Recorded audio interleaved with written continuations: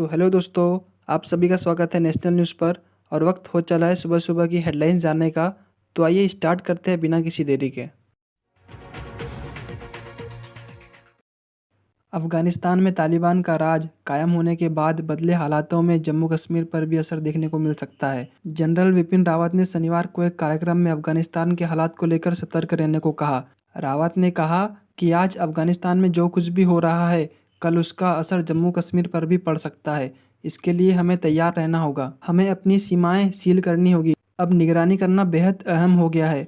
हमें अपनी आंखें खुली रखनी होगी। इस साल की शुरुआत में कई देशों ने कोरोना टीकों की 2 अलग-अलग खुराक मिलाकर देने का काम शुरू किया था। तब शुरुआत में दावा किया गया था कि इस प्रकार के टीके ज़्यादा असरदार हो सकते हैं। अब कई नए अध्ययन सामने आए हैं जो इस बात की वैज्ञानिक पुष्टि करते हैं कि एक ही टीके की 2 खुराक की बजाय 2 टीकों की अलग-अलग खुराक ज़्यादा कारगर साबित होती है। देश में अब त्योहारों का सीजन नज़दीक आ चुका है। ऐसे में कोरोना को ध्यान में रखते हुए केंद्र सरकार ने नई गाइडलाइंस जारी की है। सरकार की तरफ से नई गाइडलाइंस जारी करते हुए सभी राज्यों से कहा गया कि वे इस गाइडलाइंस का पालन करवाने के लिए ठोस कदम उठाएं। शनिवार को जारी किए गए इस गाइडलाइंस में ऑनलाइन शॉपिंग और यात्राओं को फिलहाल टालने की बातें कही गई है। केंद्र सरकार ने कहा कि किसी बेहद ही खास मौके पर भीड़ को जुटने की इजाज़त दी जाए। साथ ही साथ भीड़ जुटाने के लिए पहले से ही परमिशन लेना अनिवार्य होगा।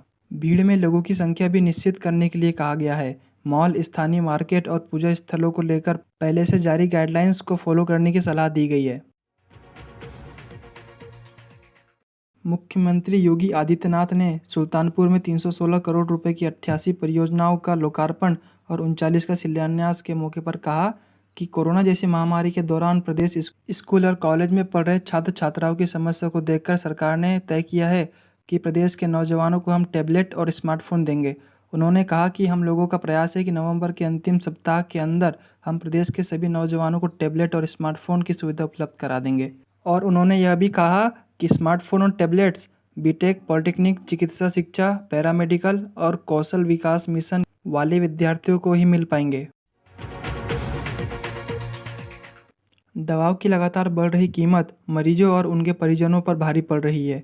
पिछले एक साल में दवाओं की कीमत में 10 से 70% तक बढ़ोतरी हुई है। सबसे अधिक गैस की दवाओं की कीमत 70% तक बढ़ी हुई है। सर्दी, खांसी व बुखार की दवाओं के दाम भी 10 से 20% तक बढ़े हैं। तो वहीं बर्तन के दाम भी 50% तक बढ़ गए हैं।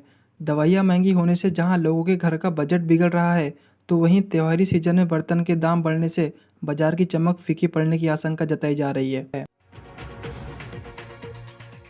कोरोना संक्रमण के मामले अचानक बढ़ते हुए दिखाई दे रहे हैं। बंगाल सहित 3 राज्यों में इसका सबसे अधिक असर देखने को मिल रहा है। इसका कारण हाल ही में उत्पन्न हुए दुर्गा पूजा और दशहरा समारोह हो सकते हैं। पश्चिम बंगाल में शनिवार को कोरोना वायरस के 974 नए मामले दर्ज किए गए हैं, जो पिछले 3 महीनों में सबसे अधिक है। बीते 4 दिनों में बंगाल में प्रतिदिन 800 से अधिक कोरोना वायरस के मामले सामने आ रहे हैं। असम और हिमाचल प्रदेश में भी कोरोना वायरस के काफ़ी मामले आए हैं। देश भर में आज एक बार फिर पेट्रोल और डीजल के दाम में इजाफा हुआ है। सरकारी तेल कंपनियों की ओर से आज 5वां दिन है जब पेट्रोल और डीजल की कीमत में बढ़ोतरी हो गई है। तेल के दाम पर नए रिकॉर्ड स्तर पर पहुंच गए हैं। राजधानी दिल्ली में आज पेट्रोल और डीजल की कीमत 35 पैसे की बढ़ोतरी हुई है। वहीं दिल्ली में आज 107 रुपये पेट्रोल और डीजल 96 रुपये प्रति लीटर है। देश भर में नेताजी सुभाष चंद्र बोस से जुड़े 3 सर्किट बनेंगे। पहला सर्किट दिल्ली मेरठ डलहौजी से सूरत तक होगा। दूसरा कोलकाता से नागालैंड के रुचज्जो गांव तक बनेगा।